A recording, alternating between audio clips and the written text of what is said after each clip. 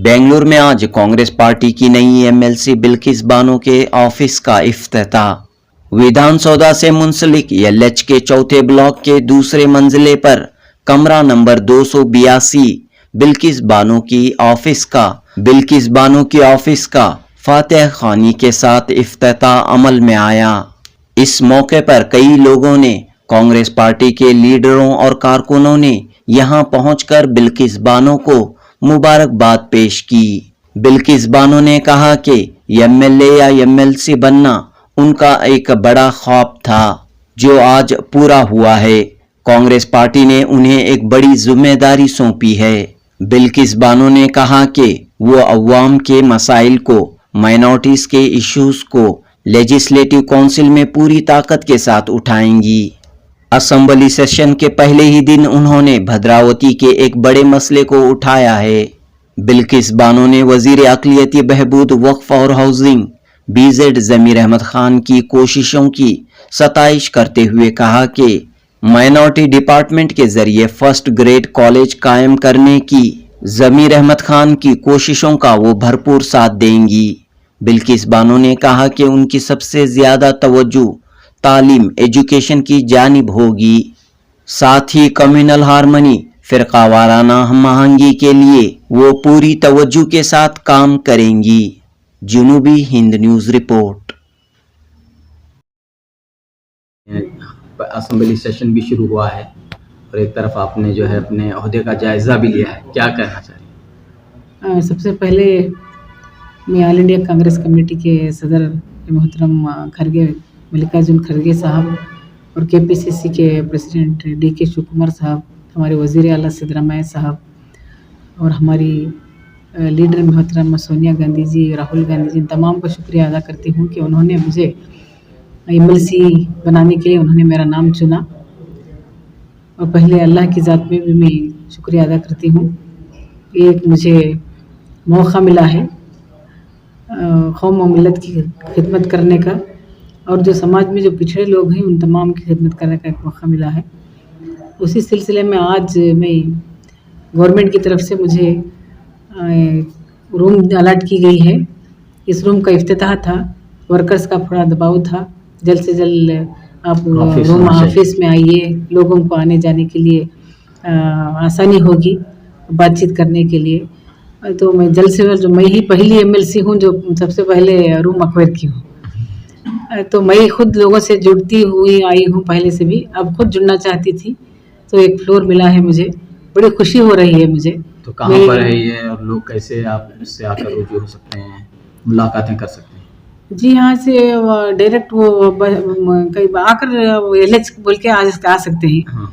और मेरा दर्ज तो यहाँ पर नाम तो दर्ज रहता है, लोग आकर पूछें तो रूम नंबर आसानी से आ सकते हैं। लोग मसाइल लेकर आ सकते हैं और अपनी बातें रख सकते हैं। जो भी मुझे मिलना चाहिए आ सकते हैं। जो भी हुकूमत से राबिता हो, जो हर इलाके से जो उनको मुश्किलात आ रही हैं, दुश्वारियाँ आ रही हैं, वो मुझे आकर मिल सकते हैं, मसले मसाइल हल कर ले सकते हैं। इसके लिए मैं जल्द से जल्द मैंने आज रूम का इफ्तिताह किया है। तो क्या बातें आप सेशन में रखना चाह रही हैं? मुझे सबसे बड़ी आरजू एक थी कि मैं एक एमएलसी बनूं।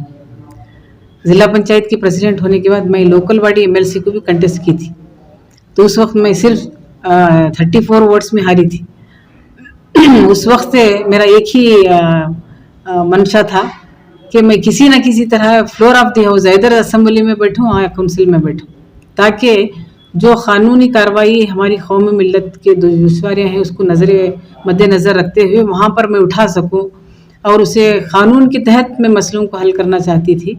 तो खुशी इस बात की है कि अल्लाह ताला ने मेरी उस बात को, मेरी दुआ को सुना और मैं अब एमएलसी बन गई हूँ। पहले रोज़ ही मैं काउंसिल में, हमारी भद्रावती तालुक शिमोगा डिस्ट्रिक्ट में एक मैसूर पेपर मिल्स एक फैक्ट्री थी, जो उसका पेपर प्रोडक्शन जो है एशिया कॉन्टिनेंट में सबसे बेहतरीन पेपर मशहूर माना जाता था, और वो गवर्नमेंट को कम कीमत में पेपर देते थे वहाँ पर। और जो भी मीडिया के हैं लोग, जो छोटे छोटे मीडिया वाले हैं, उनको कंसेशन रेट में पेपर दिया जाता था। स्कूल्स को नोटबुक्स वगैरह बहुत बड़े पैमाने पर सप्लाई होता था। उसके साथ साथ एक शुगर फैक्ट्री भी थी, उसके साथ जुड़ी हुई थी। उसे बहुत से किसान गन्ना पैदा करके या पैदावार होकर वहाँ पर शुगर को सप्लाई किए थे।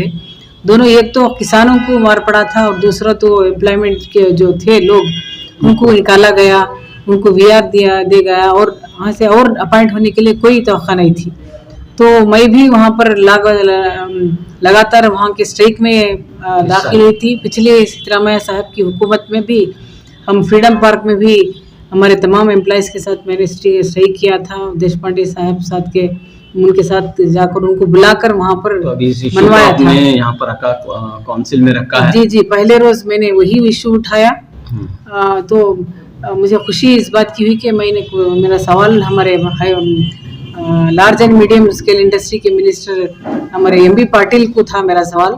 तो उन्होंने फ्लोर ऑफ द हाउस आकर ये एश्योरेंस दिया मुझे, जल्द से जल्द हम एमपीएम फैक्ट्री शुरू करेंगे, इधर भी प्राइवेट और भी गवर्नमेंट करूँ। मैंने ज़्यादा से ज़्यादा फोर्स ऐसा लगाया कि गवर्नमेंट से ही शुरू की जाए। तो दूसरे दिन मेरा सवाल ये था कि रूरल रोड्स के लिए, देहाती रास्तों के लिए मेरा एक सवाल था। देखिए, सारे हिंदुस्तान में जो पॉपुलेशन ज़्यादा रहती है खरियों में, देहातों में रहती है। 60% 65% पॉपुलेशन लिव्स इन विलेजेस। अब जो उनकी हमारी सामाजिक, माशी और हालात सुधारने के लिए रोड्स का होना सबसे बड़ी ज़रूरी है। तो इसके लिए मैं वो जानते हुए उसको मद्देनजर रखते हुए मैं ये हमारे मिनिस्टर प्रियंका खरगे साहब से मैंने 5-6 सवाल डाले थे। तो मेंटेनेंस कहाँ कर रहे हैं, मेंटेनेंस नहीं हो रहे हैं बराबर से, बच्चों को स्कूल जाने के लिए दिक्कत हो रही है, बीमार लोगों को हॉस्पिटल जाने के लिए दिक्कत हो रही है, किसान लोगों को खेतों के लिए सही वक्त पर बोझ बोने के लिए, बीज बोने के लिए जो भी सवालात मैंने किया उन्होंने बहुत अच्छी से सुना और उन्होंने भी फ्लोर ऑफ द हाउस मुझे अश्योरेंस दिया कि जल्द से जल्द रोडों की मरम्मत की जाएगी।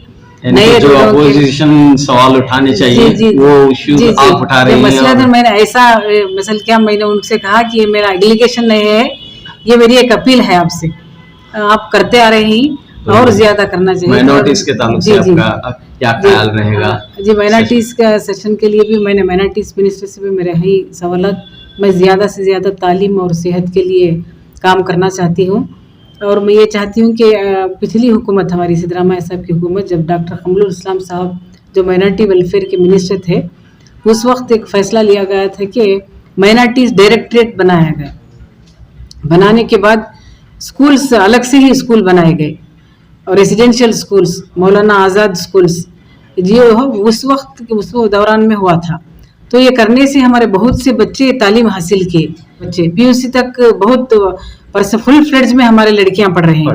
पीयूसी के बाद वहाँ पर एक तो निकाब का मसला है और लोग पेरेंट्स डर धम कर भेजना या ना भेजना, इसमें घबराहट में पीयूसी करते ही उनका वहाँ पर तालीम खर्च रुक रही है। इसलिए मैं चाहती हूँ कि माइनॉरिटी डायरेक्टरेट से हो या वक्फ बोर्ड के ज़रिए हो, first grade college purely for girls के लिए किए ताकि वो और तरक्की करें और उनकी तालीम हासिल किए, अपने आप को एक रोज़ी मुहैया करने के, अपने आप पर एक माली हालात सुधारने के लिए एक औरत काम करना भी ज़रूरी है, वो है। और मैं सबसे ज़्यादा वक्फ बोर्ड के लिए भी थोड़ा काम करना चाहती हूँ, वक्फ के मसाइल भी आप उठाती हूँ। और इसी माइनॉरिटी सिलसिले के ताल्लुक से सवाल के माइनॉरिटी डिपार्टमेंट में जो पीयू कॉलेजेस हैं, जी जी, वहाँ पर जो है माइनॉरिटीज का कोटा फुलफिल नहीं हो रहा है। जी जी, माइनॉरिटी तबका जो है वहाँ तक नहीं पहुँच रहा है। जी जी, तो इस सिलसिले में आपकी क्या कोशिश है? मैं जब सर मैंने एमएलसी का चार्ज लिया, वोट ली, मैं माइनॉरिटीज रेसिडेंट स्कूल का दौरा किया, मैंने वहाँ पर कैसा चल रहा है, क्या एक पोस्ट है शिमोगा में किया। और मैं दूसरे कमीशन की चेयरमैन रहते वक्त सारी रियासत में दौरा करती थी और वहाँ पर हॉस्टल्स जो हैं वहाँ पर हमारे बच्चों को दाखिला नहीं कराते। हमारे लोगों में एक माइंडसेट ऐसा है, बच्चों को घर में ही रखकर पढ़ाए तो बहुत अच्छा पढ़ते हैं, बाहर भेजे तो एक घबराहट सी है। और अटैचमेंट हमारे पेरेंट्स और ये दूसरे माशरे को देखें तो मुस्लिम माशरे में पेरेंट्स और बच्चों का अटैचमेंट बहुत ज़्यादा है, इमोशनली बहुत अटैच होते हैं। लेकिन आज उनकी तरक्की के लिए हमारे पेरेंट्स को कुर्बानी देना चाहिए। जा बजा इतना ज़रीन मौका है, माहौल इतना अच्छा है तालीम हासिल करने के लिए, और हमारे हॉस्टल्स में तमाम सहूलत दे रही हैं। हमारे विजिट ज़मीर अहमद जो इस वक्त में हमारे अखिलियत वेलफेयर मिनिस्टर हैं, उसके बाद पहले हुकूमत में भी वो कमरुल इस्लाम के बाद थे वो और उन्होंने इम्प्रूव किया और माइनॉरिटीज़ के सेपरेट डायरेक्टर के जरिए माइनॉरिटीज़ को अपॉइंट भी किया और पहली मरतबा उन्होंने nearly 300 post purely for minority welfare department को दिया। ये सबसे बड़ी बात है। सिद्धरामैया साहब की हुकूमत में अक़लियतों की बहबूदी के लिए बहुत से काम है, इस दौरान भी हो रहा है। BZ जमील साहब खुद चाहते हैं कि कॉलेज हो, लड़कियां हो और वक्फ बोर्ड में की जगह में ही करना चाहते हैं। ये मुझे बहुत उनकी बात, उनकी सोच पसंद आई, तो इसको मैं आगे ले जाना चाहती हूँ।